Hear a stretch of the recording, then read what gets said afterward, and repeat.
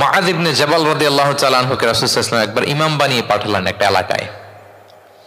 তো ওই এলাকার লোকেরা ছিল শ্রমজীবী সাহাবী, শ্রমজীবী। উট ব্যবহার করে সেখান থেকে কুয়া থেকে পানি নিয়ে খেজুর গাছের মধ্যে দিত। সারাদিন যখন কষ্ট করতো, হার্ড ওয়ার্কিং করতো, বিকেলে ক্লান্ত হয়ে পড়তো। তো উনি মাগরিবের নামাজে সূরা বাকারা দিয়ে একবার তেলাওয়াত শুরু করলেন। সূরা বাকারা কোরআনের সবচাইতে ছোট সূরা নাকি সবচাইতে বড়? তো উনি যখন বাকারা দিয়ে নামাজ শুরু করলেন, এক শ্রমজীবী সাহাবী এসে আর কন্টিনিউ করতে পারছেন না, এত লম্বা কেরাত কিভাবে পারবেন, তো ক্লান্ত শ্রান্ত পরিশ্রান্ত। উনি রেগে নামাজ ছেড়ে দিয়ে একা একা নামাজ পড়ে রাসূল সাল্লাল্লাহু আলাইহি ওয়াসাল্লামের কাছে যে অভিযোগ করলেন, নালিশ করলেন।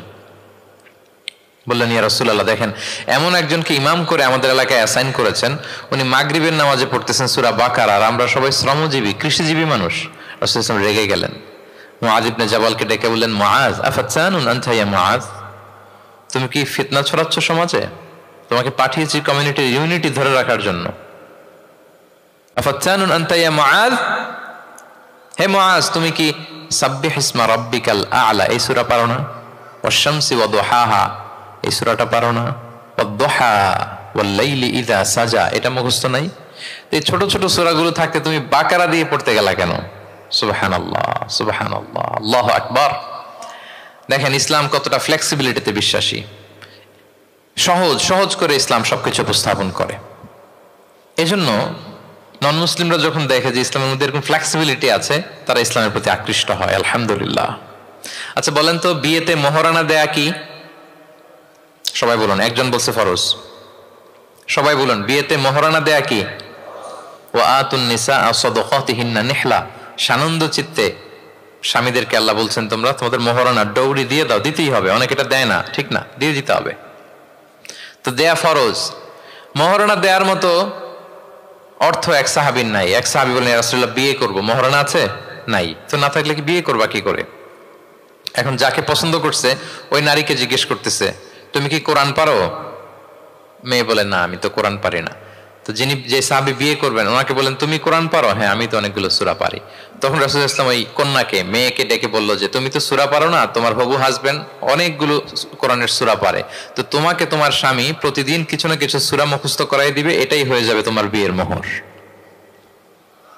তাহলে বলেন তো সহজ না কঠিন? সূরা সফের দুটি আয়াত ৮ নাম্বার এবং ৯ নাম্বার দুটি আয়াত তেলাওয়াত করেছি। এই আয়াত দুটির আলোকে কিছু কথা আপনাদের সামনে উপস্থাপন করেই আমি আমার আলোচনার সমাপ্তি করব ইনশাআল্লাহ। যেহেতু সামনে আমাদের আসরের সালাত, সো আমি খুব লম্বা চড়া সময় নেব না। আয়াত দুটিতে আল্লাহ তাআলা বলছেন যে যারা ইসলামকে পছন্দ করে না, যারা ইসলাম বিরোধী শক্তি, যারা ইসলামের ধ্বংস চায়, তারা চায় তাদের মুখের ফুৎকারে ইসলামের আলোকে তারা নিভিয়ে দিবে।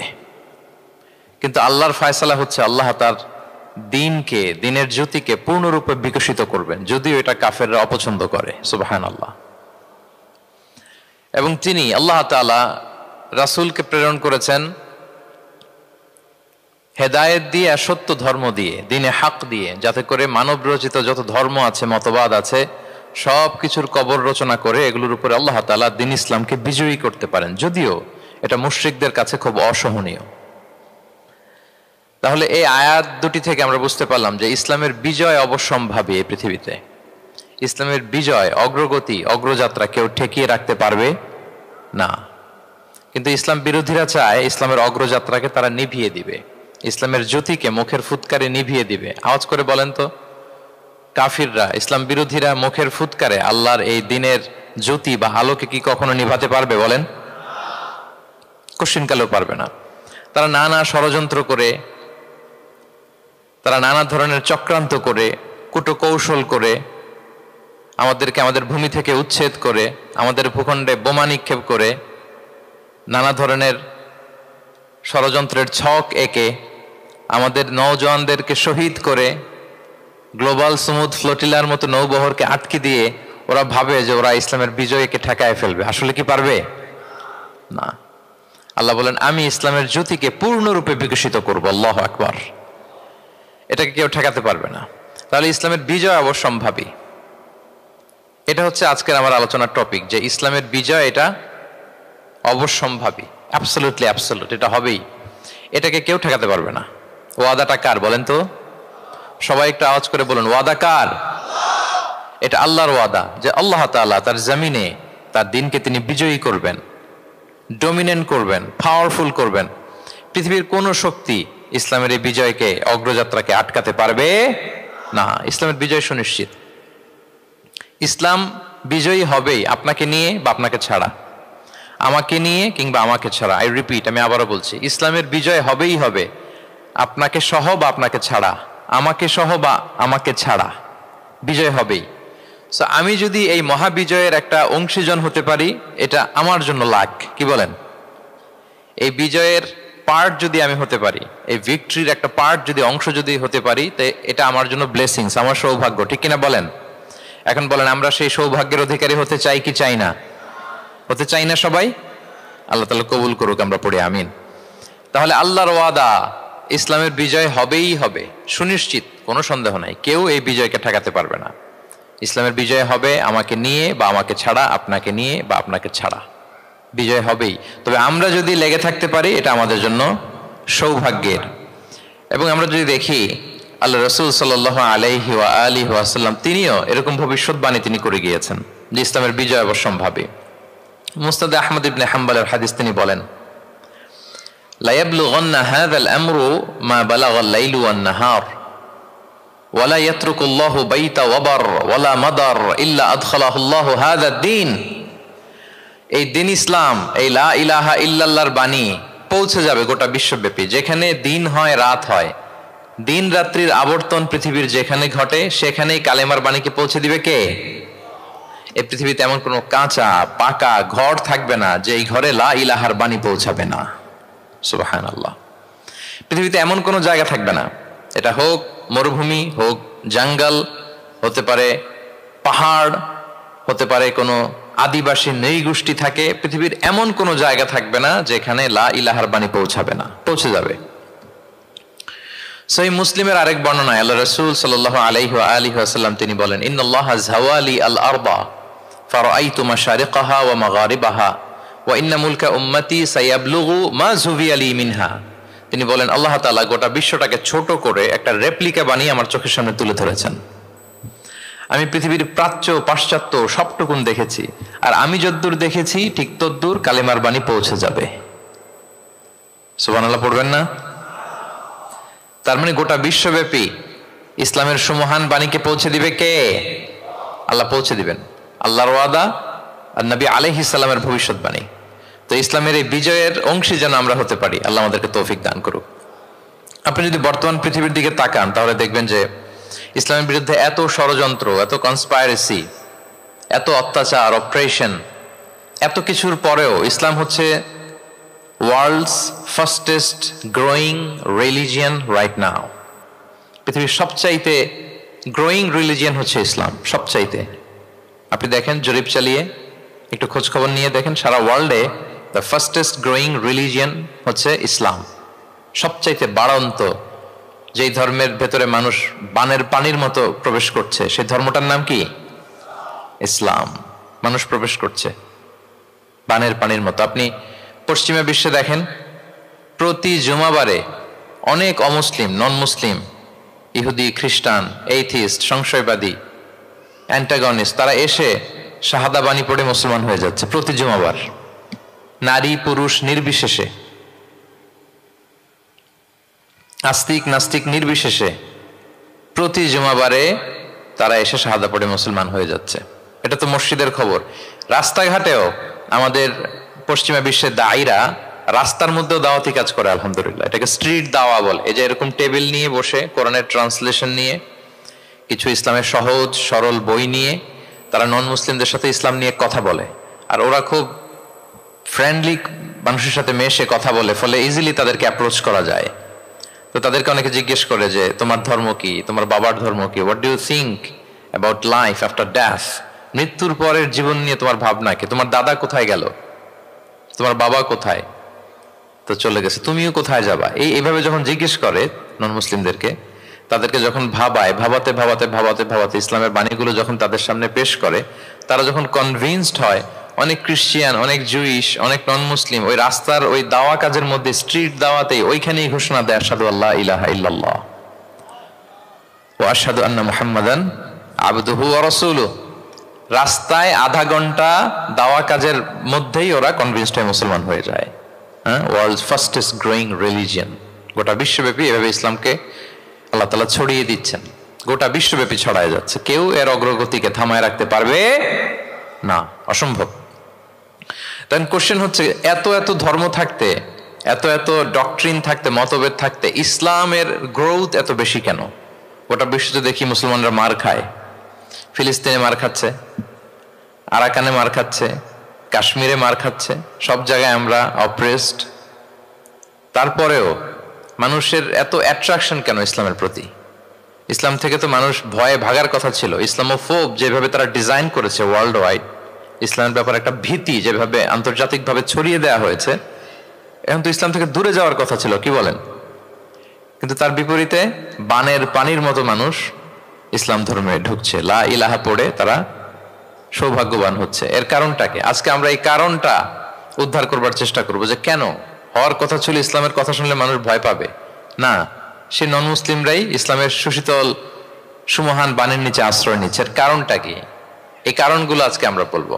যে সমস্ত কারণে ইসলামের এই জয় জয়কার, যে সমস্ত কারণে অমুসলিমরা ইসলামের প্রতি অ্যাট্রাক্টেড হচ্ছে, যে সমস্ত কারণে মানুষ অন্য ধর্ম ছেড়ে মুসলিম হওয়ার জন্য পাগল পাড়া, এই কারণগুলো আজকে আমরা একটু অ্যানালাইসিস করব। এর মধ্যে এক নাম্বার কারণ হচ্ছে, আমার সুপ্রিয় দক্ষিণ কোরিয়া প্রবাসী ভাইয়েরা, এক নাম্বার কারণ হচ্ছে ইসলাম বা ইসলামী যে মতবাদ, এটা হচ্ছে ভেরি ন্যাচারাল।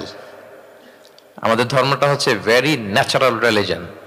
এটা খুবই স্বভাবজাত, খুবই স্বভাবজাত, রুচিসম্মত আর কি, পরিবেশ সম্মত, স্বাস্থ্যসম্মত, রুচিসম্মত, স্বভাবজাত। এটা মানতে, শুনতে, বুঝতে খুব সহজ। এটা আমাদের জীবনের সাথে খুব যায়। আরবিতে এটাকে বলে দীনুল ফিতরা। কি বলে? দীনুল ফিতরা, মানে এটা ফিতরাতের ধর্ম। এই ধর্মের উপরই মানুষকে আল্লাহ তাআলা তৈরি করেছেন। এটা যখন সুন্দরভাবে কারোর সামনে প্রেজেন্ট করা হয়, এটা তার কাছে এলিয়েন মনে হয় না, বরং বেশ আপন মনে হয়। এর কারণ হচ্ছে রুহের জগতে আমরা এরকম একটা কনফারেন্সে জয়েন করেছিলাম।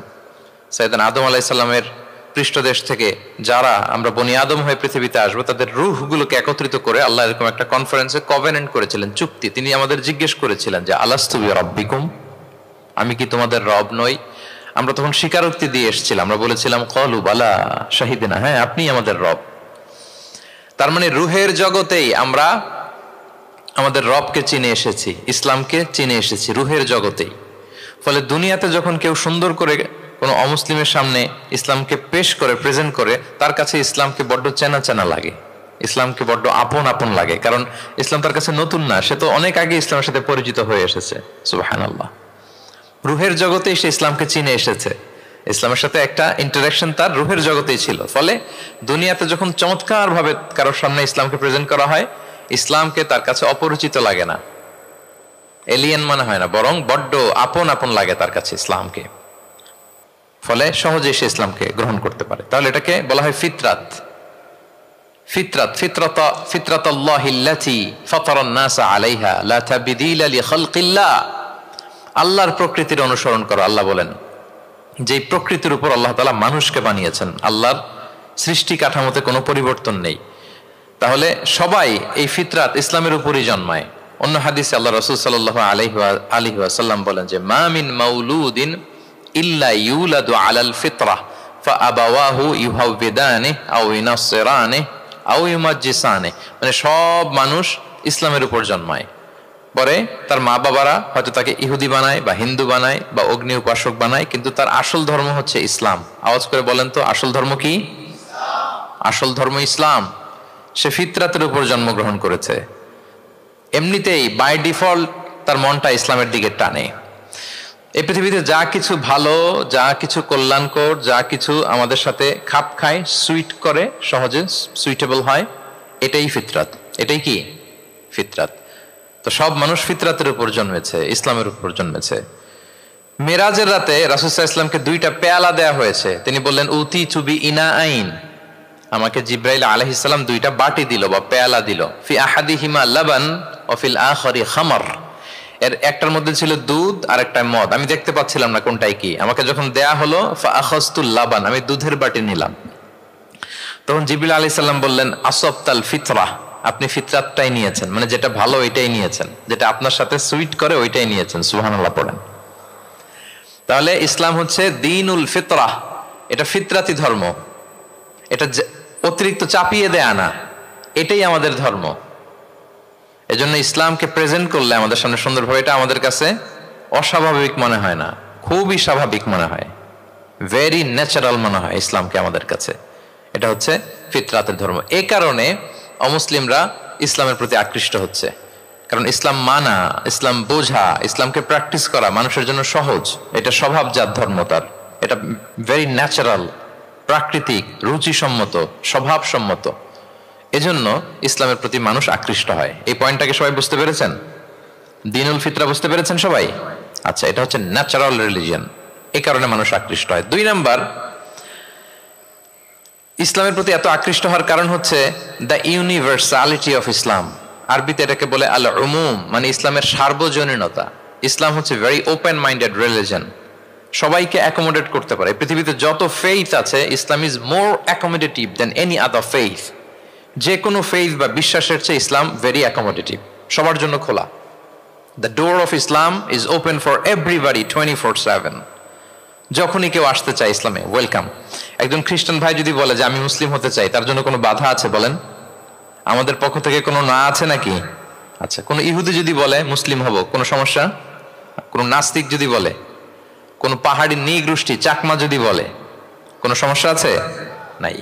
কিন্তু আপনি যদি বলেন যে আমার ইহুদি হতে বড্ড মন চায়, আমি এখন মুসলিম তো, আমি ইসলাম ছেড়ে দিয়ে ইহুদি হতে চাই, ইহুদি হতে পারবেন? পারবেন না। যদি জেনে না থাকেন জেনে নেন, চাইলেই কেউ ইহুদি হতে পারে না। ইহুদি হতে হয় বাই বর্ন, জন্মসূত্রে। তাও আবার বাবা ইহুদি হইলে হবে না। কি আজীব তামাশা! মা ইহুদি হইতে হবে। ইহুদি মায়ের পেট থেকে যদি কেউ জন্মায় তাইলে সে ইহুদি। কিন্তু আমাদের ধর্মে এরকম নিয়ম আছে বলেন তো? না। তাহলে ইসলামটা হচ্ছে সার্বজনীন, এখানে কোনো সাম্প্রদায়িকতা নেই, কারণ ইসলাম সকল সম্প্রদায়ের জন্য এসেছে। আলহামদুলিল্লাহ পড়েন।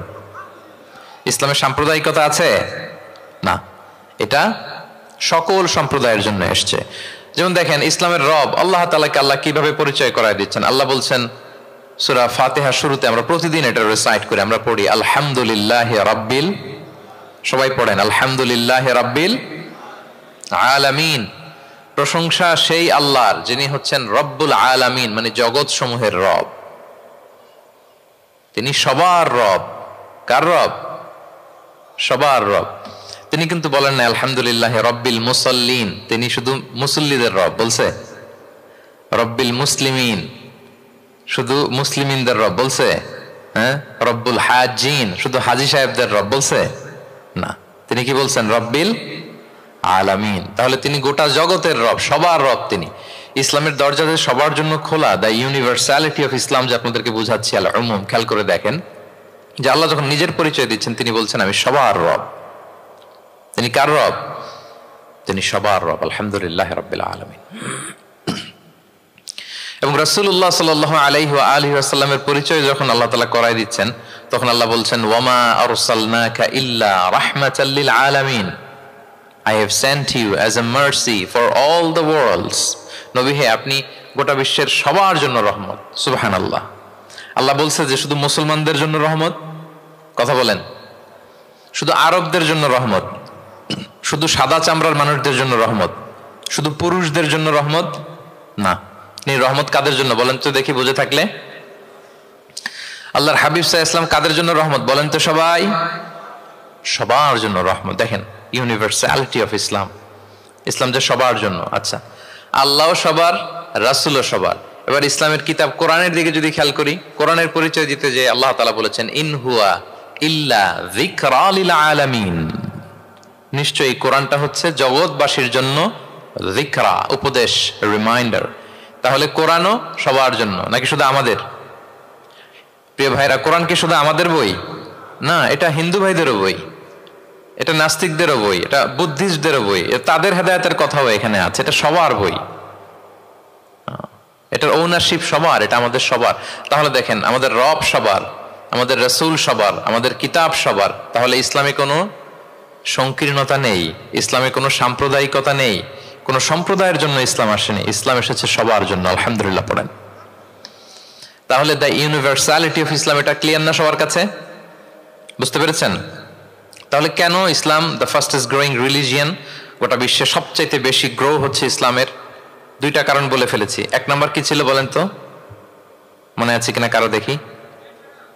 Very natural religion. কে বলছে ন্যাচারাল? দেখি, এই মাশাআল্লাহ, কি উনি শুধু বুঝলো না?